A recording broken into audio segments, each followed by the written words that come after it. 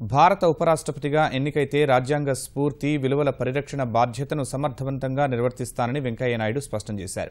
NDA ఉపరాష్ట్రపతి అభ్యర్థిగా పోటీ పడుతున్న ఆయన తనకు మద్దతివ్వాలంటూ ఎంపీలందరికీ లేఖలు రాశారు. సహకార సమాఖ్యను తాను గట్టిగా విశ్వసిస్తానని లేఖలో పేర్కొన్న వెంకయ్య ఆధునిక నవభారత నిర్మాణానికి రాజ్యసభ కీలక పాత్ర పోషించాల్సి ఉంటుందని అభిప్రాయపడ్డారు.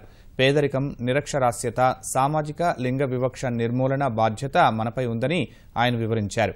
స్వాతంత్ర్యం సాధించినప్పటి నుంచి దేశాన్ని ఉన్నత శిఖరాలకు తీసుకువెళ్లేందుకు ప్రభుత్వాలు, పార్లమెంటు కీలక పాత్ర పోషించాయన్న వెంకయ్య మరింత సాధించాల్సిన అవసరం ఉందని గుర్తు చేశారు.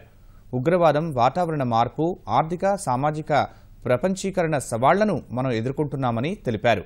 మరోవైపు రాజ్యసభ అధ్యక్షుడిగా తన బాధ్యతను సమర్థవంతంగా నిర్వర్తించి నవభారత నిర్మాణానికి ప్రతి సభ్యుడు తోడ్పడేలా చూస్తానని లేఖలో స్పష్టం చేశారు.